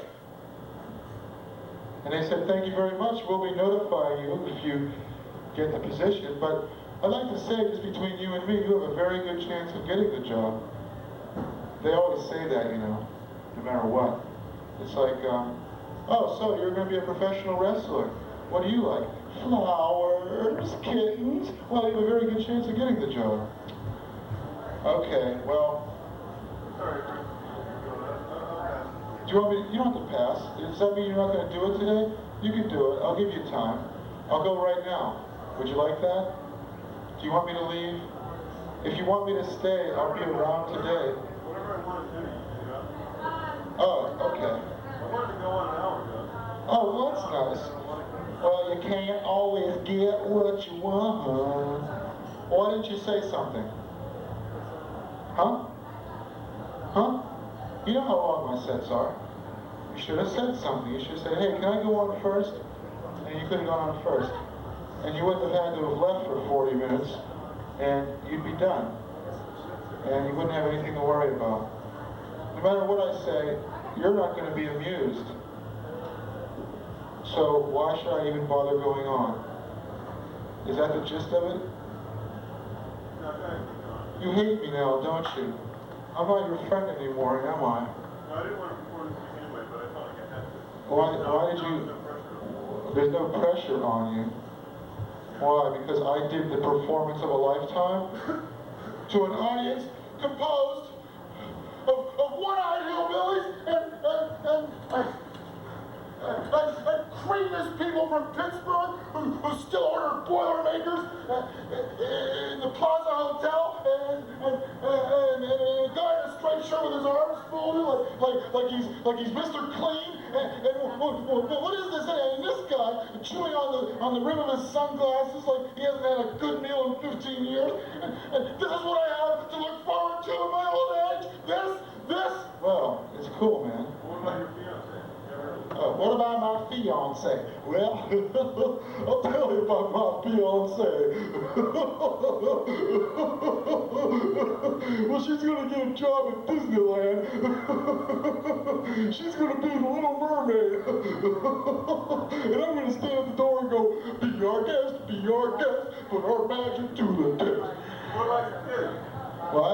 What are you going to name your kids? Well, let's see. I was thinking Acidophilus, or Sunshine, or maybe Rico Suave. What do you think about that? Or maybe Miss Boy. Huh? Or, I know, I'll call him Mr. Bum, and he'll get a really good job just to spite me. Or Mr. Wannabe, and he'll make something of himself. just to give me the breeze. You ever see Dennis the Menace? No, but another one is a boy named Sue. A boy named Superman. Well, I would have called you Batman or Aquaman or the Flash, but I figured I'd call you Superman. You know, that way people would taunt you and you'd grow strong. Either that or they would utterly destroy you. Someone once told me that A Boy Named Sue is actually the great American novel. And I think there's an element of truth in that. Oh boy, I love these, the vibrations. They're so profound, man. I don't know. It's not 7 seconds. But you can tell it's thrash because it's the same staccato rhythm that people use when they're calling their dogs. You know, it's like, ah! You know, when they're calling their dogs and they're about to go out into the street. Mona, come back here! You know, you're gonna get run over! It could work, you know. Like, I like to do the Star Spangled Banner in the thrash version. Look at that bread! I hate the bread! That used to be our flag! Hey! You know, it's like 3 verses, but that's it. That's all you need. You make your point that way. We are the fascinating people. We're having this profoundly interesting conversation in back. We are truly the fascinating people. Shake my hand, why don't you? We are the fascinating ones. Truly, we are the sophisticated ones. The educated, mellifluously, well-spoken, sophisticated ones. Boy, that works, doesn't it? Next time I'll get a can of Rain, you know. So, hi Brian. Glad you're back. Don't worry, there's plenty of time. Who cares about the reggae jam? I suppose I should tell that story about, no. On the other hand, you're not worthy. You're not worthy. I don't really like talking to you anymore. How about, let's hear some predictions for the next few years. Oh, okay. Let's see. The Soviet Union will change its name to the Soviet Ion, and it will consist of 1 square inch of land somewhere in Siberia. You know, that's where they'll have Lenin's tomb, and it'll be up on its, standing up on its side because they don't have enough room. How about Boston and Cambridge? Well, I think that Cambridge will become a medieval walled city. What? It already is? Oh, that's not really a prediction, that's an observation. And Boston, well, I think gays will be the only ones permitted to march in the St. Patrick's Day parade in the future. You know, and they'll celebrate St. Patrick's Day every other day of the year, like they've been doing for the past 100 years. I mean, why do the Irish feel the need to celebrate St. Patrick's Day when they run this damn town? I don't care if the mayor's Italian, that's a fluke, which is actually a small fish. And he's a small fish, all right? So it makes sense. They run this town. Who's the biggest booking agent in town? Martin Doyle. That's not an Irish name, is it now? No! You know, okay, so the people who run this restaurant are Arabs. But who gave them the license, huh? The mayor of Cambridge, Francis DiMenno. Now that's not an Irish name, I don't know what. You know? So, all you French people and Italians and Hispanics, forget it, you know? The Irish, they're the ones who run things around here. Yeah. Okay, let's take a quick survey. Which one of you 2 guys are Irish? Neither one? You're both Irish, right? Yeah. I knew it, man! God damn! What is this anyway? The leprechaun hallucinating, vodka drinking, ether swilling, horrible food, corned beef. It's not fit to be eaten by man or beast. Why do people eat this stuff? Green beer. Do I want to go to McDonald's and get green milkshakes on St. Patrick's Day? No. But do I have any choice? No. I'll tell you why. It's the Irish. The Irish, damn it. It's the Irish. Now, if the Italians are running things, we'd all eat pizza, and we'd have a world empire. What have the Irish ever done? Have they ever had a world empire? No. What's their biggest accomplishment? Driving the snakes out of Ireland, you know? Oh, I'll tell you. And Irish music is so nauseating. You ever listen to this stuff? It's like, oh, the time to hesitate is thrown, the time to warlord the mire. And if you're not careful, I would light your head on fire. Oh, it's over the hill, the poorhouse over the hills and far away. And if you're not careful, I would light your head ablaze. You know, it's not good music. I don't care what you say. It's 171. You know. James Joyce, right. Oh, what a distinction, right? Jim Morrison beat the obscenity laws in Florida, or did he? No, he didn't, see? There you go, it's always these Irish, always pushing, testing the limits, you know? They have lousy tempers, too. Have you noticed this? The worst tempers in the world. I had an Irish aunt, you know? She had a terrible temper. Like one time I said, hey, telephone, and she said, hey, my name is not Hey. You know, it's like, hey, I'm doing you a favor. I said there was a telephone call, I called you, okay? What more do you want from me? Do you want me to say, oh, your Royal Highness, please come to the phone, please? No, I didn't do that, you see. I had my pride. And now I'm going to sing Baby Let's Wait by the Royal Guardsmen. To conclude my set, you say you'll always be proud of me. Well, I'm going to see that you do, baby. I'd be nobody, nothing if I do what you ask me to. Yeah, I got my pride. Our kid's gonna hold his head up high. Nothing like you and me living a life of poverty. Whoa, baby, let's wait. We got time. Who wrote this song anyway? A priest? Jeez, I'll tell you. Uh-oh, now I know it's time to go when I start doing Rodney Dangerfield's lines. You know, this man has made millions of dollars on, you know, if I could come up with something like that, I'd be a millionaire. Something like, schwa, you know, or, hoodard, you know, some cute little phrase like that. You're not going to throw that at me, are you? Yeah, sure. Uh-oh. I'm a very bad influence, I can see. All right, it's the logic stomp. Die, you stupid teddy bear, die. Okay. Well, that's what we're here for, to make Brian feel better. It's my therapy. What kind of name is Melvin? Canadian? What, Canadian? Well, it's not Canadian. That's what I'm saying. My ancestors are from Newfoundland. What do they call it? Newfies. Finnish? Newfies. That's what they call them in Canada. Yeah, it's probably close to the Scottish going. Scottish. You know, there's a big difference between Irish and Scottish. People don't appreciate it in this country, but like, I'm Irish, I'm Scottish. I'm Irish, I'm Scottish. Hi, I'm Lucky Charms. I'm Irish. I give away me magical Lucky Charms. I'm Scottish Charms. I hate those stupid kids. Get your fucking hands off me, cereal. You know? So there's a big difference. It's not like all the Scots are cheap.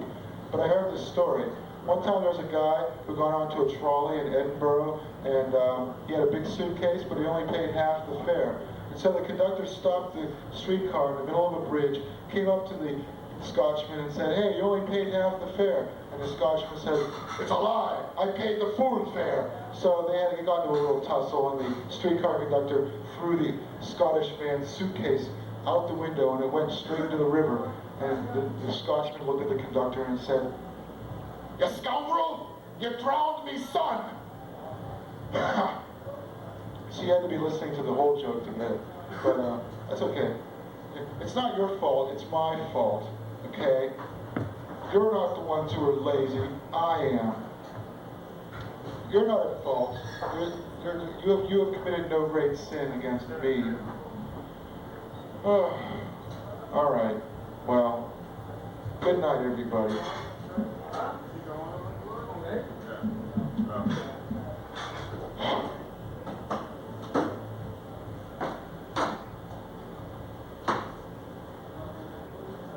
Francis, I can clean up after you last night. Let it flow, red river.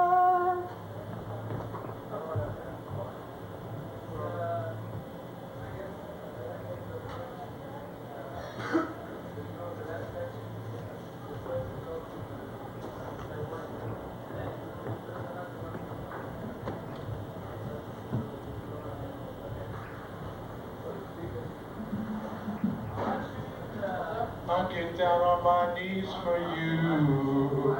If you would only let me love you like the way I do.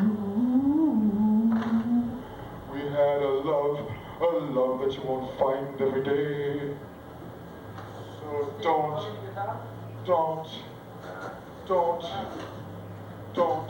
leave this way.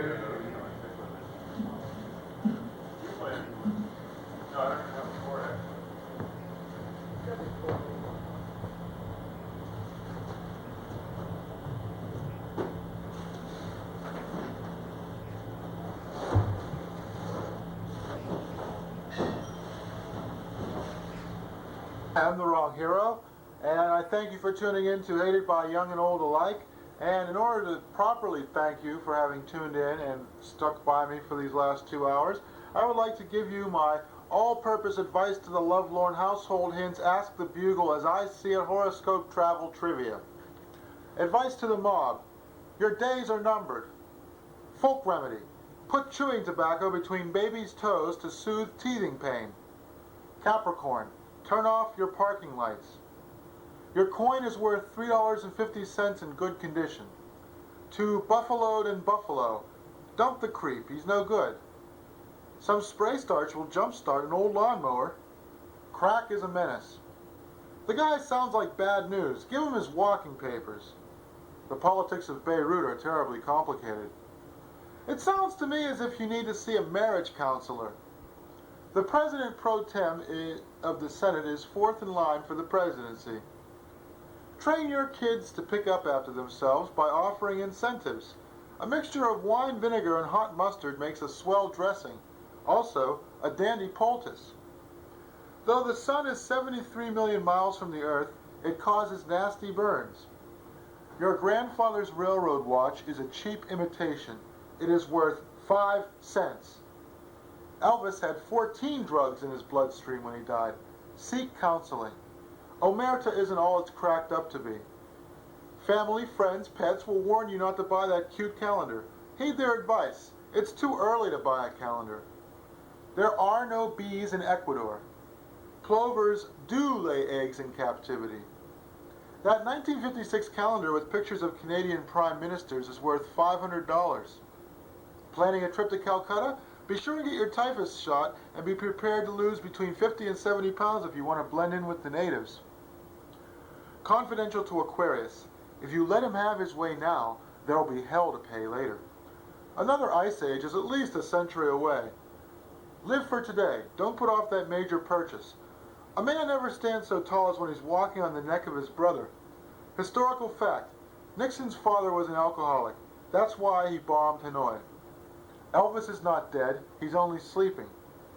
Recipe for turkey meatloaf: 1 medium onion, 1 egg, ½ cup breadcrumbs, 1 ground turkey. Add libra to taste. Confidential to Bessie: a good mandolin is hard to find. Confidential to Madame New: Buddhists don't believe in an afterlife. Purchase that cute new hat. The jarheads at Camp Pendleton eat a banana sideways. Tip to Ronald Reagan: you should have kept the weapons and sold the Challenger to Iran. Question: why did Sachin Littlefeather refuse to accept the Oscar for Marlon Brando? Answer: because it was made of kryptonite. Confidential to Aries: if hubby wants to spend his hard-earned dough on beer and bimbos, then let him. He works hard. He deserves a treat. Hint for animal lovers: spray starch will keep your golden retriever's tail from drooping. Confidential to Marlena: dump the klutz and find a director who will respect your talents. Slim Jims are made of calf embryos. Let's stop this senseless slaughter. Venison is an energy-packed snack you can whomp up in a jiffy. Kill 1 deer, in season please. Skin, gut, roast 14 hours, serve. Add salt, pepper, in season please. Put on tongue to taste. Serves 30. Kids always love gooey treats, and we adults also have a sweet tooth on occasion. This complicated and painful operation costs $1,200, but it's worth it for the hassle of a slimmer, trimmer you. Helpful hint: to keep your house from smelling like cabbage, don't cook it. Capital punishment is an ugly word. Let's change it to something nice, like putting the killers to sleep. Question: who really won the Civil War? Answer: Mexico. Advice to Susie Homemaker: change the bulb. It's all right for your husband to refer to your newborn as Stinky.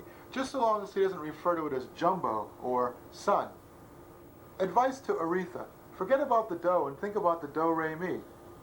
The contents of a can of spray starch are under pressure, so your idea to serve as a flaming entree doesn't sound so hot to me. Advice to Cancer. Avoid Equus, which is not a sign of the zodiac but a Broadway hit. Advice to Taurus. The sun isn't due to plunge into the earth for 3 billion years, so worry about it tomorrow. Advice to Handy with Tools. If you do that, the 4 walls of your house will go cascading out onto the street. Tell your kids to fasten model plane parts with cornmeal. It's tricky, but safe. Advice to Lefty. Blow town. The cops have you fingered for that bank job in Cincy. Leave the swag with me, care of the wrong hero. Them bulls won't know whether they're coming or going after I get through with them. They don't call me Clarence Darrow for nothing. Hi, I'm the wrong hero. I'm hated by young and old alike, and I hope that some of my many fans had some of their many questions answered by that informative little roundup. Well, it is my duty to inform you that this show is sponsored by the Middle East Cafe at 472 Massachusetts Avenue, Central Square in Cambridge, and was recorded live there, and that you are tuned to Cafe Cabaret, broadcast every Monday night on Channel 66 at 9 p.m. Tune in next week for more of The Wrong Hero. As we present, Be Fooled by Cheap Imitation.